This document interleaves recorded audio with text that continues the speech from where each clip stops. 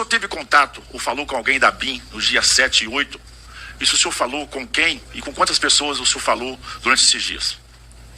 Também do dia 7 e 8 de janeiro, o senhor falou ou teve contato com algum membro do GSI?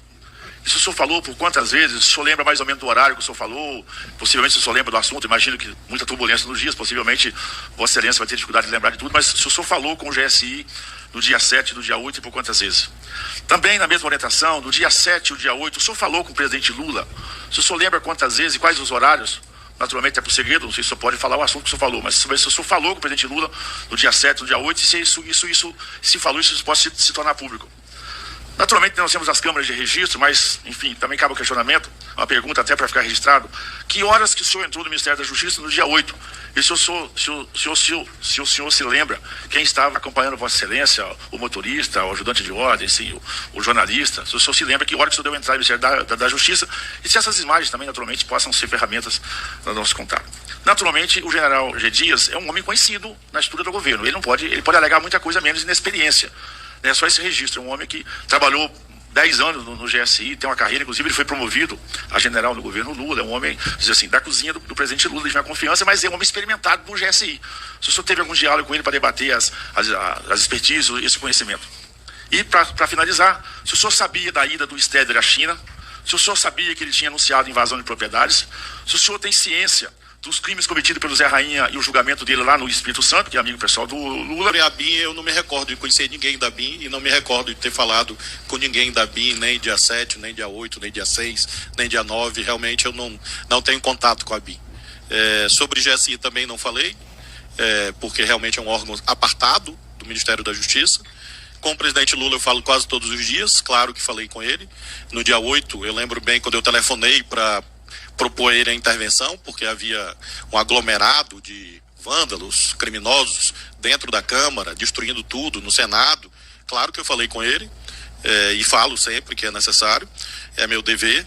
Em relação ao horário, eu já esclareci em outros momentos, foi por volta de 15 horas e 20 minutos, não sei se um pouco antes, um pouco depois, mas por volta de 15 horas e 20 minutos. Sobre comitivas presidenciais, não é atribuição do Ministério da Justiça opinar. Quem integra, isso é feito pelo Itamaraty, então eu sugiro que o senhor dirija esse questionamento lá, mas eu realmente não sei quem foi para a China, eu só sei que eu não fui. Isso foi amplamente divulgado que a PRF notificou Vossa Excelência de um movimento diferente da normalidade no dia 7. O senhor teve ciência de algum documento vindo da PRF ou da APF que informava que tinha um movimento atípico na direção de Brasília, que naturalmente, como um movimento atípico, ele exigia um acionamento do serviço de inteligência para que pudesse interpretar, antecipar alguma coisa assim. A pergunta era, se o senhor teve, objetivamente, se o senhor teve informação vindo da PRF ou da APF desse movimento atípico em direção a Brasília, até porque realmente era um dia atípico, o senhor teve acesso a isso, essa informação, e se teve por via de quem? Se o senhor teve, naturalmente, quais providências que o senhor tomou? Vindo da PRF ou da APF? Naquele momento havia uma ampla circulação de cards na internet falando dessa passeata, desse movimento. Mas é um documento específico. Eu vou responder ao senhor, né? Cards, enfim, de passeatas que haveria. Nós somos democratas, nós respeitamos a liberdade de manifestação, ou seja, nós não poderíamos a prioristicamente proibir uma passeata, proibir uma manifestação, não é nosso papel. Em relação, enfim, nós achávamos que eram pessoas pacíficas, que eram pessoas equilibradas, eram pessoas que cumpririam a lei.